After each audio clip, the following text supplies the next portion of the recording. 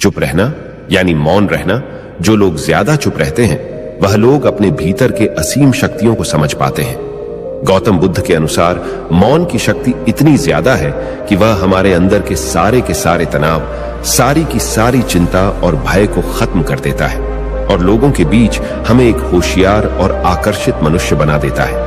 एक बार गौतम बुद्ध अपने आश्रम में अपने सभी शिष्यों को शिक्षा दे रहे थे कि दुनिया की सबसे तेज छुरी हमारी जबान है और दुनिया के सबसे खतरनाक हथियार हमारे शब्द है, जो बिना किसी का खून बहाए लोगों को अंदर ही अंदर मार सकते हैं।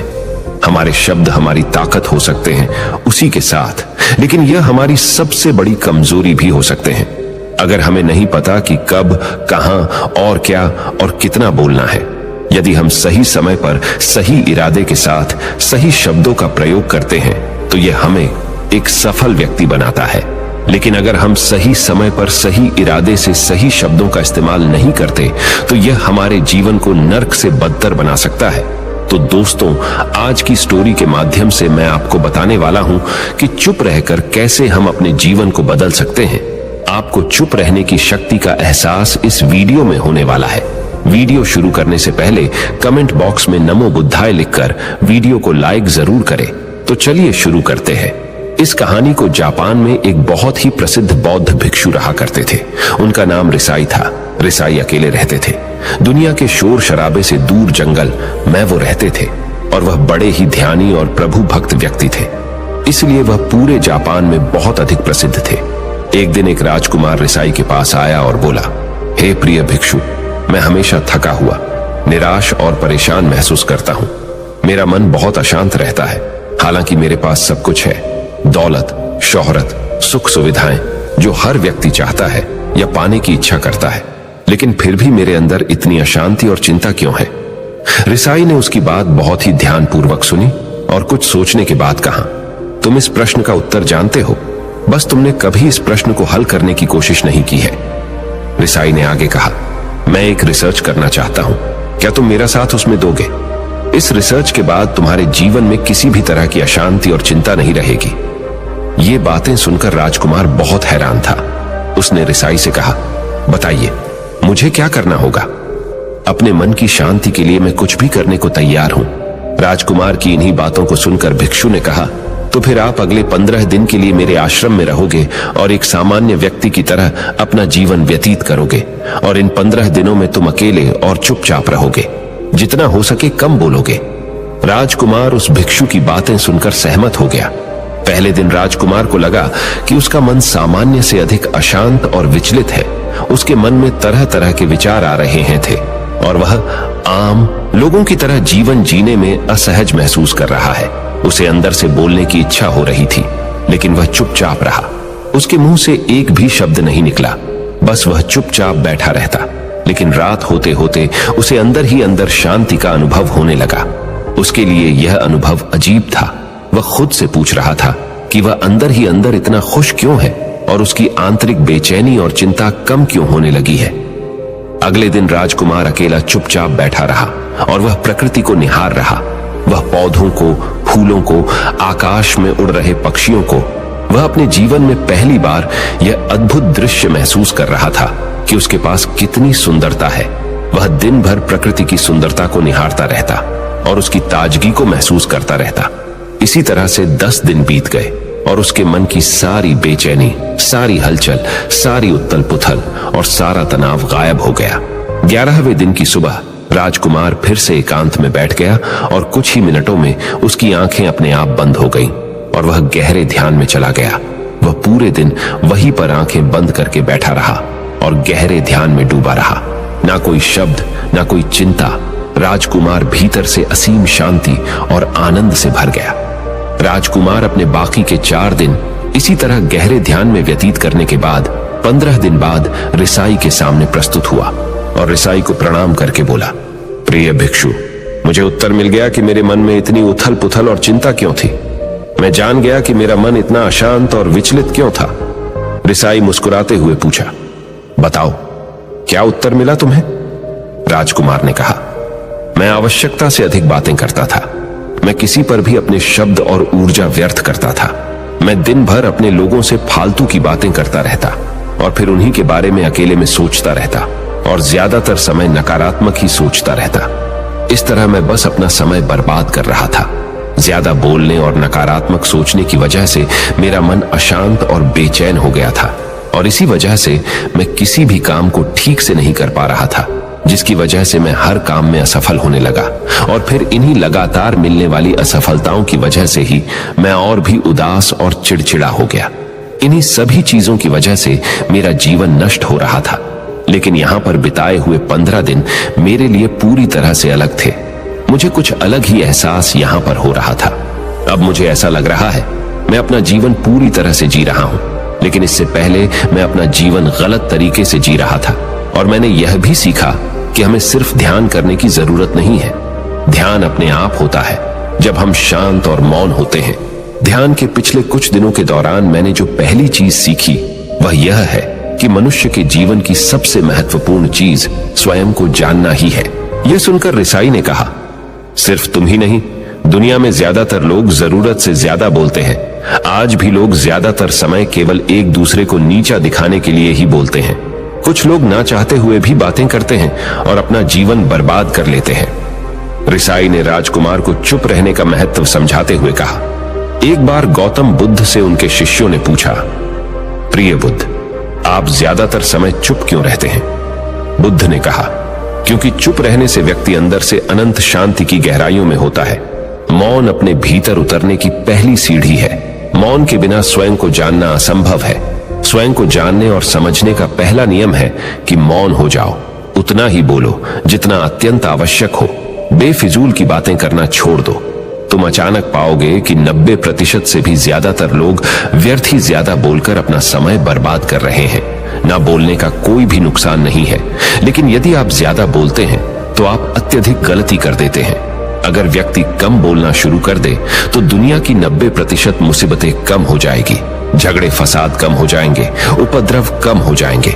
अगर लोग थोड़ा चुप रहना सीख लिए, संसार की बहुत सारी समस्याएं हैं, बहुत सारा उपद्रव सिर्फ बोलने से पैदा होते हैं। सारी बात मौन सीखने की है। जब तुम नहीं बोलते तब तुम एकांत में अकेले हो गए। भरे बाजार में भीड़ में खड़े हो नहीं बोलते। हिमालय के शिखर में पहुंच गए। जिसने मौन की कला जान ली वो भीड़ में भी अकेले होने की कला जान लेता है।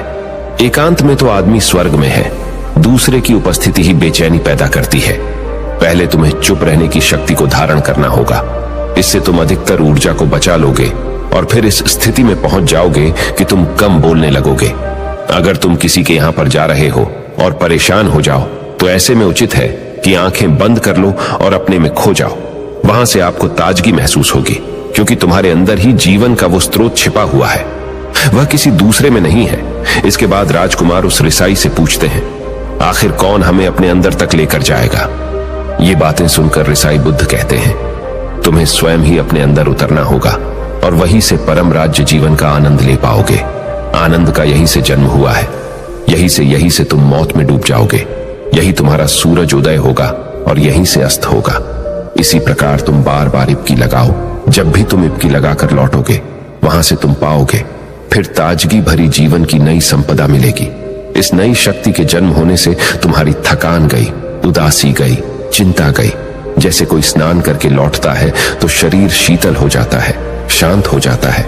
ऐसे ही जब कोई भीतर से साफ होकर वापस आता है, मौन में स्नान करके लौटता है, तो समस्त अस्तित्व, समस्त व्यक्तित्व शांत और मौन हो जाता है, आनंदित हो जाता है। जब तुम आंतरिक मौन की उस पराकाष्ठा पर पहुंच जाओगे तब तुम पाओगे कि बोलने से भी तुम्हारा मौन खंडित नहीं होता, वो बना ही रहता है। उसकी एक अंतर्धारा लगातार तुम्हारे भीतर बहती रहती है। तुम बोलते तो हो, तुम शब्द का उपयोग भी करते हो, लेकिन वो तुम्हारे मौन को खंडित नहीं कर पाती। एक बार गहरे मौन में स्थिर हो जाओ, फिर तुम्हारी वाणी में भी मिठास आ जाएगी। तुम्हारा बोलना संगीत पूर्ण होगा, तुम्हारा बोलना सत्य होगा। तुम बोलोगे तो दूसरों पर भी शीतलता छा जाएगी। जैसे ही तुम अंदर से चुप होते हो, तुम इतने शक्तिशाली होने लगते हो कि समाज की निर्भरता तुम छोड़ने लगते हो और तुम्हारे जीवन में एक मस्ती आती है जो केवल दीवानों के जीवन में होती है। तुम्हारे चेहरे पर एक नई रौनक आ जाती है। तुम्हारी आंखें किसी अमृत के समान हो जाती है और तुम अनंत शांति के समुद्र में डूबने लगते हो। इतना कहकर भिक्षु रिझाई ने अपनी बात खत्म की और वो मौन में चले गए। राजकुमार उनका धन्यवाद कर कर अपने महल में चला गया। दोस्तों, आपने भी अनुभव किया होगा कि बहुत ज्यादा बात करने से दिमाग अशांत हो जाता है, जिससे हम अपने दिमाग पर नियंत्रण खो देते हैं और साथ ही अपना ध्यान भी खो देते हैं। जो लोग बहुत ज्यादा बोलते हैं उनके पास किसी एक काम पर ध्यान केंद्रित करने की काबिलियत नहीं होती। वो अपने किसी भी लक्ष्य पर पूरी तरह से ध्यान केंद्रित नहीं कर पाते। अगर हमारा दिमाग एक जगह केंद्रित नहीं है तो हम जीवन की सच्चाई नहीं समझ पाते और ना ही मनचाही सफलता कभी हासिल कर पाएंगे। इसके अलावा भी आपने देखा होगा कि जो लोग अधिक बोलते हैं वो अक्सर लोगों के बीच हंसी का पात्र बन जाते हैं, और जो लोग कम बोलते हैं और अपनी बात पर कायम रहते हैं उन्हें लोगों से सम्मान मिलता है। लोग उनकी बातों को सुनते हैं और उन पर भरोसा भी करते हैं। जो लोग जरूरत से अधिक बोलते हैं और अपने विचारों के बारे में पक्के नहीं होते, उनका दिमाग स्थिर और विचलित रहता है, शोर से भरा रहता है, और एक अशांत दिमाग वाला व्यक्ति जीवन में किसी भी चीज में सफल नहीं हो पाता, क्योंकि वह किसी भी काम में फोकस नहीं कर पाता।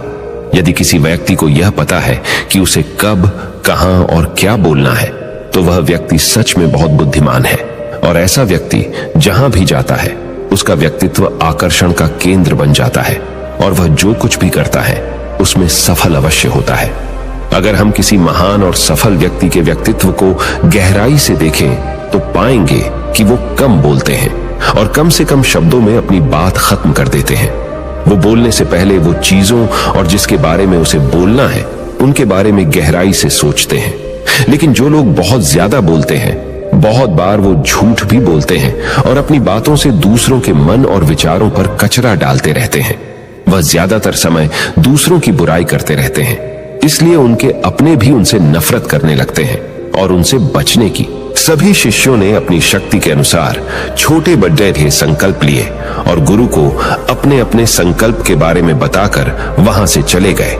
लेकिन वह शिष्य जो खुद को सबसे अलग और बड़ादा दिखाना चाहता था, वह सीधे गुरु की कुटिया में पहुंच गया और बोला, मैं कोई छोटा मोटा संकल्प नहीं लेना चाहता, बल्कि खुद की ही जैसे एक बड़ेढ़ा और महान संकल्प लेना चाहता हूं। कृपया आप ही बताएं, क्या संकल्प लेना चाहिए? उसकी यह बात सुनकर गुरु मुस्कुराए और बोले, क्या तुम मेरे द्वारा दिए गए संकल्प को पूरा कर पाओगे? क्या तुम्हारे लिए उसे पूरा करना संभव होगा? शायद नहीं, वह तुम्हारे लिए संभव नहीं है। तुम उसे पूरा नहीं कर पाओगे, इसीलिए तुम खुद ही कोई संकल्प ढूंढो। शिष्य ने कहा, नहीं गुरुदेव, आप जो भी संकल्प मुझे देंगे मैं जरूर उसे पूरा करूंगा।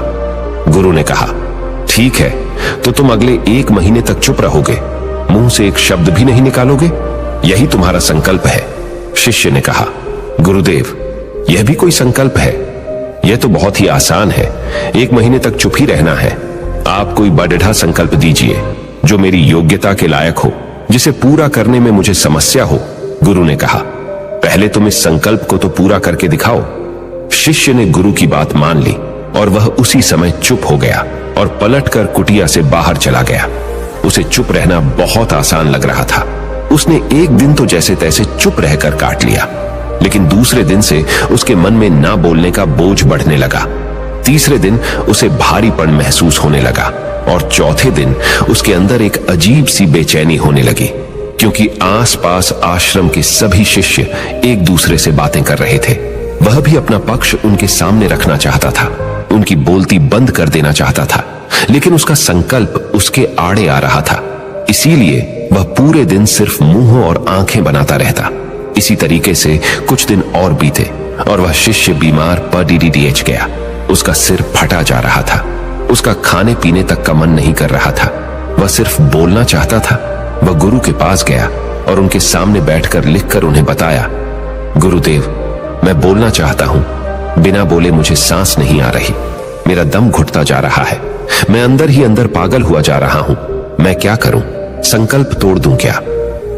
ये पढ़कर गुरु मुस्कुराए और बोले, संकल्प तो तोड़ने के लिए ही होते हैं, लेकिन जो अपने संकल्प को पूरा कर लेता है वही अपनी आंतरिक शक्ति को बढ़ाता है, और जो अपनी आंतरिक शक्ति को बढ़ा लेता है वह समाज और जागृति की राह पर आगे भी आज जाता है। संकल्प का लेना भी तुम्हारे हाथ में था और इसे तोड़ना भी तुम्हारे ही हाथ में है। तुम्हारे बहुत से भाई अपने संकल्प को तोड़कर अपनी पुरानी दिनचर्या पर वापस आ चुके हैं। अगर तुमसे नहीं हो पा रहा तो तुम भी संकल्प तोड़कर अपनी पुरानी दिनचर्या पर वापस जा सकते हो। लेकिन याद रहे, अगर आज तुम इस छोटे से संकल्प को नहीं संभाल पा रहे तो तुम अपनी बाकी की पूरी जिंदगी को कैसे संभाल सकोगे? बाकी फैसला पूरी तरह से तुम्हारे हाथों में है। गुरु की यह बात उस शिष्य के दिल में चोट कर गई।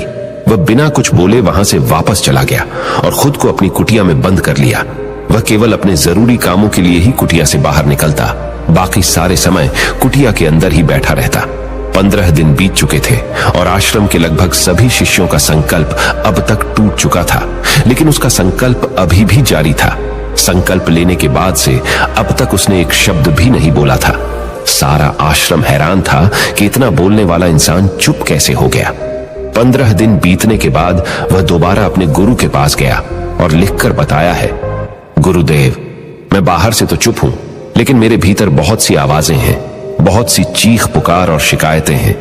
मैं अंदर ही अंदर बात करता रहता हूं। मेरा मन तरह तरह के प्रश्न पूछता रहता है। मैं बाहर से जितना मौन हूं, भीतर से उतने ही शोर शराबे से भरा हुआ हूं। क्या इस तरह से मेरा संकल्प अभी भी जारी है? गुरु ने कहा, हां, तुम्हारा संकल्प अभी भी जारी है, लेकिन जब तक लोगों की ये आवाजें तुम्हारे कानों में पेडी देती रहेंगी, तुम्हारा मन बोलता रहेगा, क्योंकि इसे तो आदत है बोलने की।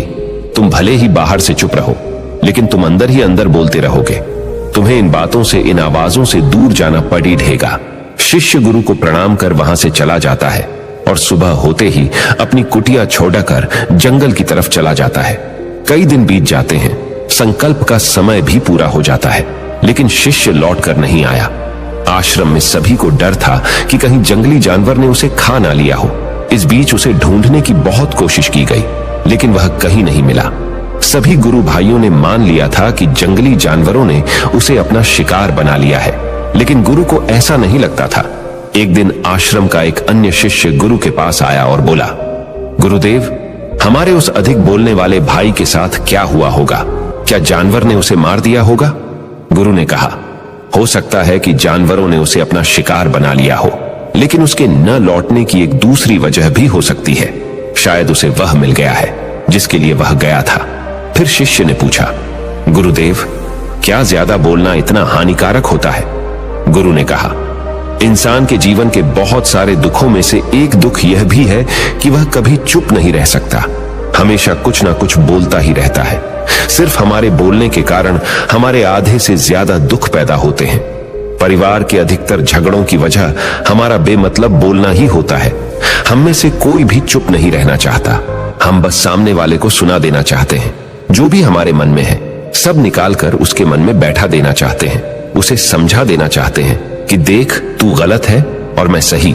और इस तरीके से सब एक दूसरे की सडड ही गली बातों को ग्रहण कर रहे हैं। इस तरीके से सुनने और सुनाने का यह काम जिंदगी भर चलता रहता है।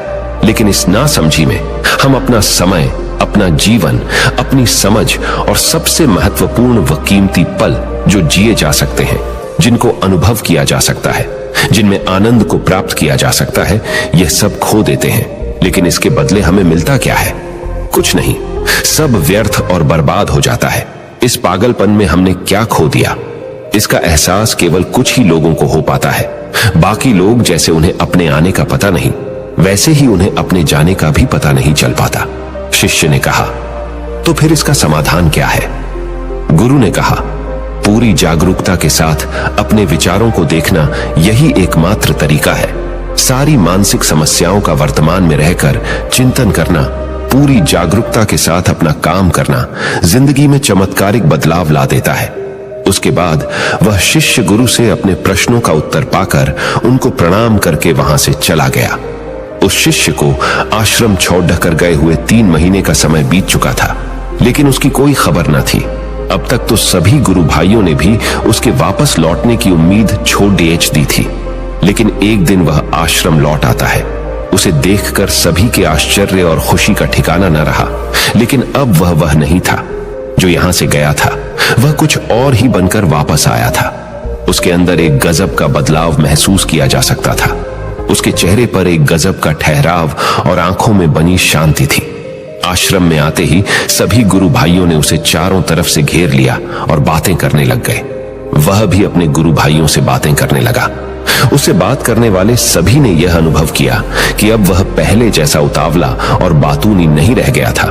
उसके मुंह से एक एक शब्द बहुत ही सुलझे हुए और मधुरता के साथ निकल रहे थे। थोड़ी देर तक गुरु भाइयों से बात करने के बाद वह सीधा गुरु की तरफ चला गया। उसने गुरु के चरण छुए और कहा, गुरुदेव, क्या मैं अब भी मौन हूं? क्या अब भी मेरा संकल्प जारी है? गुरु ने कुछ देर तक शिष्य की आंखों में बड़े ध्यान से देखा और कहा, हां, तुम अब भी मौन हो।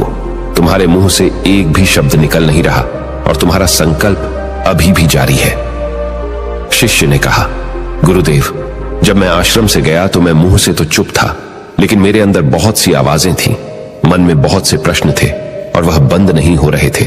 तो मैं जंगल में चला गया, इस उम्मीद से कि वहां मुझे शांति मिलेगी और मेरे मन की बकबक कम हो जाएगी। लेकिन मैं जितना एकांत में जाता गया, मेरे अंदर की आवाज उतनी ही तेज होती गई। मेरे भीतर की पुरानी से पुरानी आवाज मुझे सुनाई देने लगी। तब जाकर मैंने महसूस किया कि मैं कितना गलत कर रहा था। जब मैं अपने परिवार वालों, दोस्तों को और गुरु भाइयों को बुरा भला कहता था तो उस समय मुझे लगता था कि मैं सही कह रहा हूं। जब मैं गुरु भाइयों की एक दूसरे से चुगली करता था और उनका मजाक बनाता, तब भी मुझे यही लगता था कि मैं उनसे बेहतर हूं और मैं सही कर रहा हूं। लेकिन उस दिन मैंने पहली बार महसूस किया कि मैं कितना गलत बोलता था।